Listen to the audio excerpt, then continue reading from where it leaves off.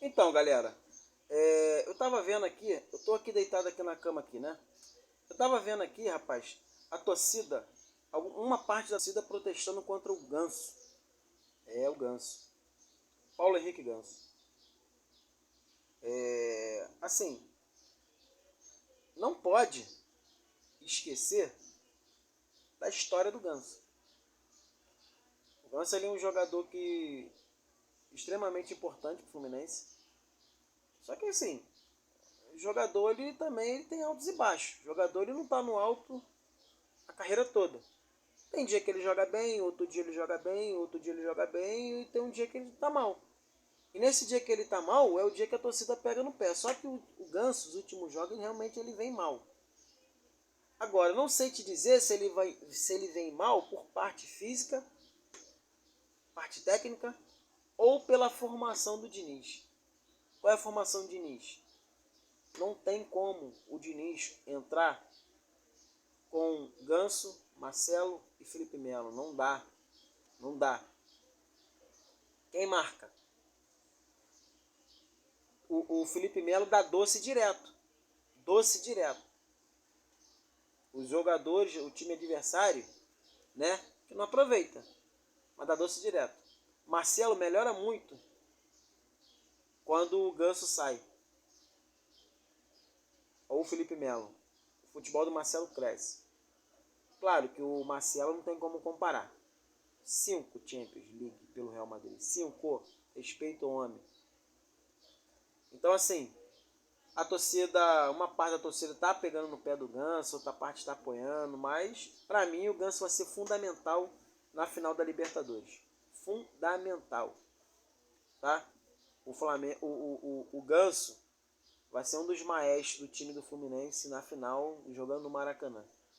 Então assim, continua apoiando o cara. O cara para mim é um craque, é um gênio, que com certeza ele vai ser fundamental na final da Libertadores. E o Botafogo, rapaz? O que falar do Botafogo? Não tem o que falar do Botafogo. Lúcio Flávio deu um nó tático no Fernando Diniz no último jogo.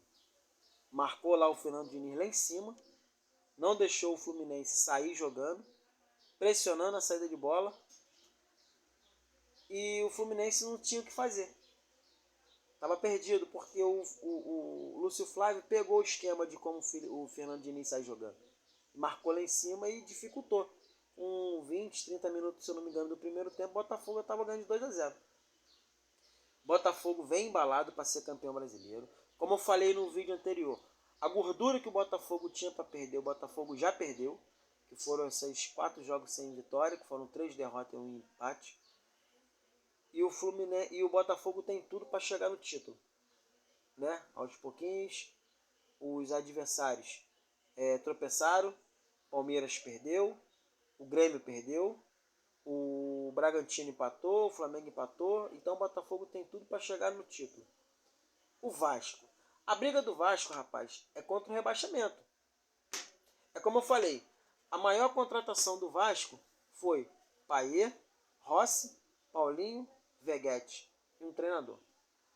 Só que eu falei anteriormente, eu repito, hoje o grande nome do Vasco é o Rossi, o Veguete e o Paulinho.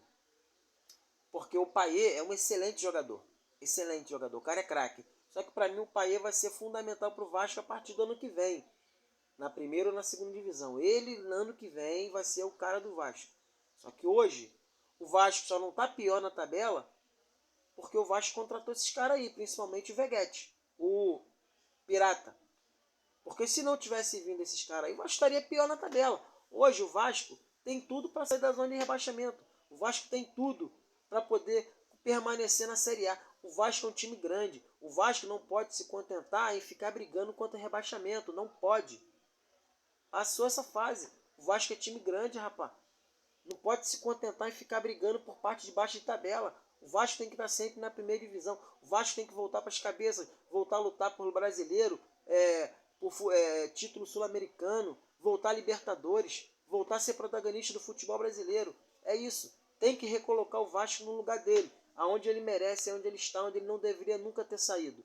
Valeu? É Vasco, Flamengo.